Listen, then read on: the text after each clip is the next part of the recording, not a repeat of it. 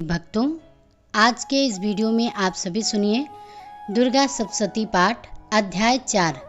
इस अध्याय में इंद्र आदि देवताओं द्वारा देवी की स्तुति का वर्णन किया गया है। ऋषि कहते हैं, अत्यंत पराक्रमी दुरात्मा महिषासुर तथा उसकी दैत्य सेना के देवी के हाथ मारे जाने पर इंद्र आदि देवता द्वारा प्रणाम के लिए गर्दन तथा कंधे झुकाकर उन भगवती दुर्गा का उत्तम वचनों द्वारा स्तुति करने लगे। उस समय उनके सुंदर अंगों में अत्यंत ही हर्ष के कारण रोमांच हो उठा। देवता बोले, संपूर्ण देवताओं की शक्ति का समुदाय ही जिनका स्वरूप है तथा जिन देवी ने अपनी शक्ति से संपूर्ण जगत को व्याप्त कर रखा है, समस्त देवताओं और महर्षियों की पूजनीय उन जगदम्बा को हम भक्ति पूर्वक नमस्कार करते हैं। वे हम लोगों का कल्याण करें, जिनके अनुपम प्रभाव और बल का वर्णन करने में भगवान शेषनाग, ब्रह्मा जी तथा महादेव जी भी समर्थ नहीं है।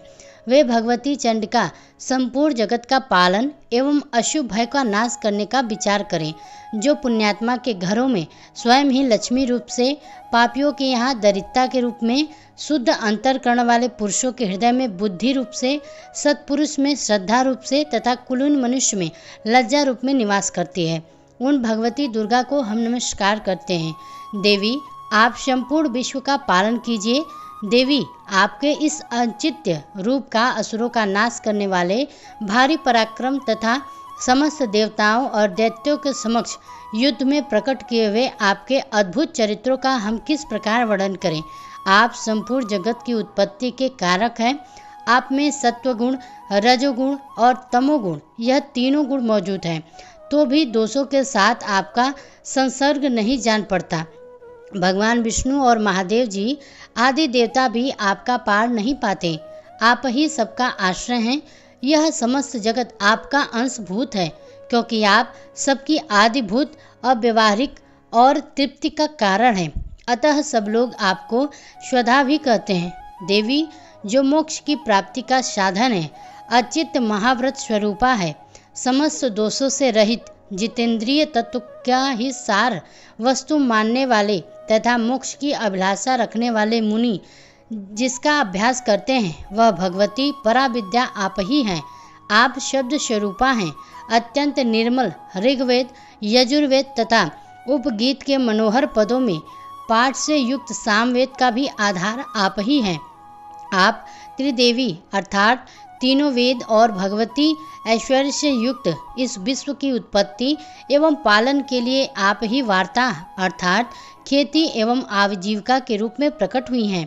आप संपूर्ण जगत की घोर पीड़ा का नाश करने वाली हैं। देवी, जिससे समस्त शास्त्रों के सार का ज्ञान होता है, वह मेधा शक्ति आप ही हैं।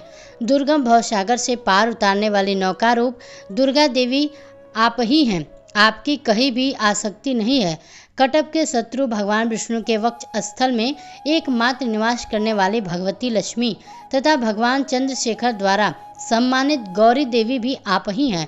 आपका मुख मंत्र मुस्कान से सुशोभित, निर्मल पूर्ण चंद्रमा के बिंब का अनुकरण करने वाला और उत्तम सुवर्ण की मनोहर कांति से कामिया है, तो भी उसे देखकर महिषासुर को क्रोध हुआ और सहसा उसने उस पर प्रहार कर दिया। यह बड़े आश्चर्य की बात है देवी।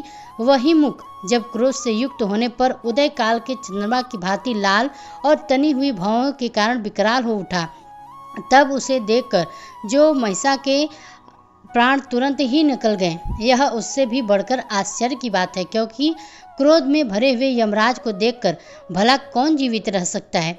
देवी, आप प्रसन्न हो।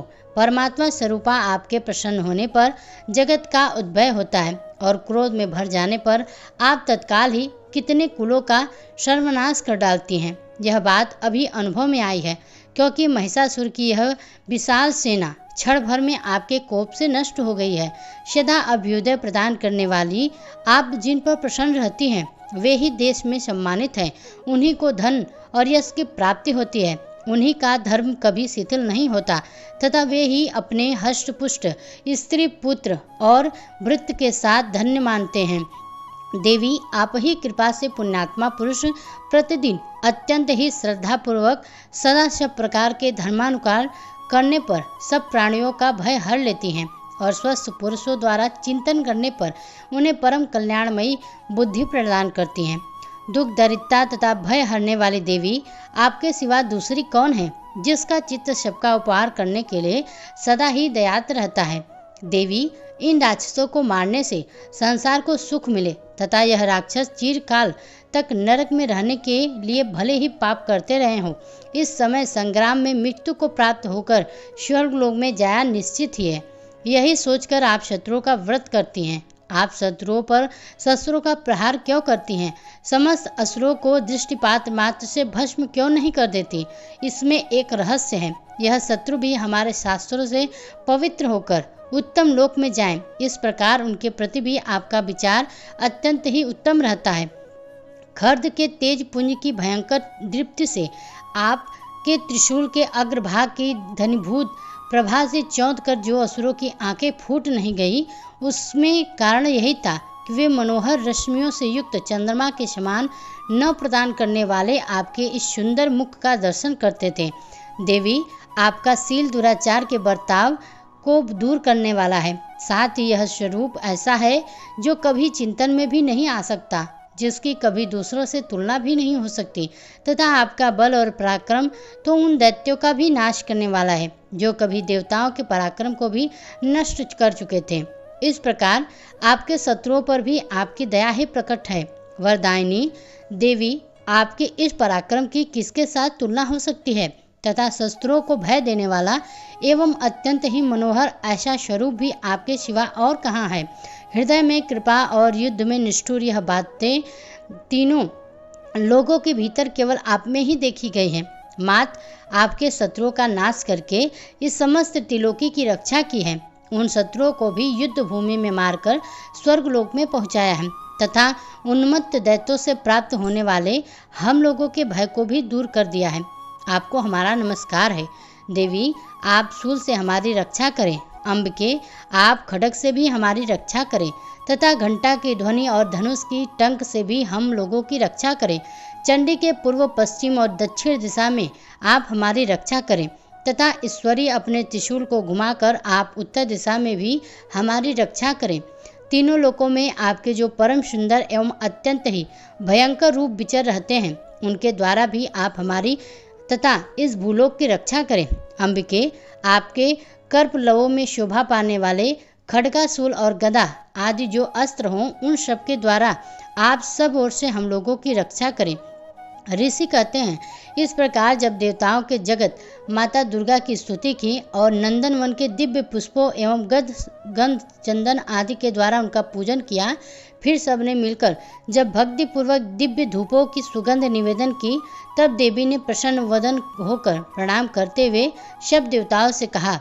देवी बोली, देवताओं, तुम सब लोग मुझसे जिस वस्तु की अभिलाषा रखते हो उसे मांगो।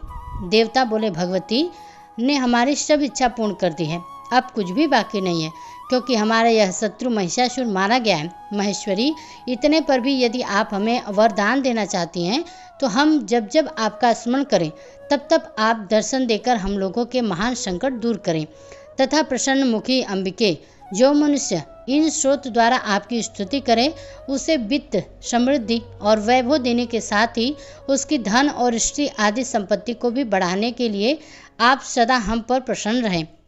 ऋषि कहते हैं, राजन, देवताओं ने जब अपने तथा जगत के कल्याण के लिए भद्रकाली देवी को इस प्रकार प्रसन्न किया, तब वे तथास्तु कहकर वहीं अंतर ध्यान हो गई। भूपाल, इस प्रकार पूर्व काल में तीनों लोक का हित चाहने वाली देवी जिस प्रकार देवताओं के शरीर से प्रकट हुई थी, वह सब कथा मैंने कह सुनाया। अब पुनः देवताओं का उपकार करने वाली वे देवी दुष्ट दैत्यों तथा शुंभ निशुंभ का वध करने एवं सब लोगों की रक्षा करने के लिए गौरी देवी के शरीर में जिस प्रकार प्रकट हुई थी, वह प्रसंग मेरे मुँह से सुनो, मैं उसका तुमसे यथावत वर्णन करता हूँ। इस प्रकार श्री मार्कंडेय पुराण में शावक मदवंतर की कथा के अंतर्गत देवी महात्म्य में शकरा स्तुति नामक चौथा अध्याय पूरा हुआ। जय माता रानी। हे माँ भगवती, आप अपनी कृपा दृष्टि अपने सभी भक्तों पर बनाए रखिएगा। प्रिय श्रोताओं, श्रीमान शंकर और माँ जगत जननी पार्वती जी के संवाद से उत्पन्न हुए तथा श्री रुद्रामल के गौरी तंत्र में वर्णित इस परम उत्तम मंत्र श्री सिद्ध कुंजिका का पाठ करने से विश्व में कोई भी ऐसी सिद्धि नहीं होती जो इसके साधक को प्राप्त ना हो। इस मंत्र के केवल एक पाठ को आधार मानकर महादेवी अपने भक्त को सभी भयों से मुक्त कर देती हैं। निर्धन भक्त को धन संपन्न बनाना, रोगी को निरोगी बनाना, शत्रु भय से व्याकुल भक्त के शत्रुओं का मर्दन करना, भक्त को किसी भी तांत्रिक प्रयोग से सुरक्षित रखना इन देवी का स्वाभाविक गुण है।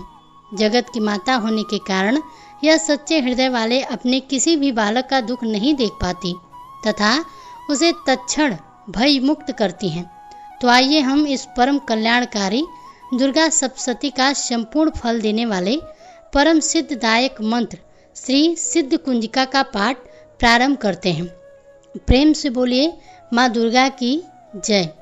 भगवान शिव बोले, हे देवी सुनिए, मैं परम उत्तम कुंजिका स्रोत का उपदेश करूंगा, जिस मंत्र के प्रभाव से देवी का जप अर्थात पाठ सफल होता है। कवच, अर्गला, कीलक, रहस्य, सूक्त, ध्यान, न्यास, यहाँ तक कि अर्चन भी आवश्यक नहीं है। केवल कुंजिका के पाठ से दुर्गा पाठ का फल प्राप्त हो जाता है। यह कुंजिका अत्यंत ही गुप्त और देवों के लिए भी दुर्लभ है। हे पार्वती, इसे स्वयं की भांति प्रयत्न पूर्वक गुप्त रखना चाहिए।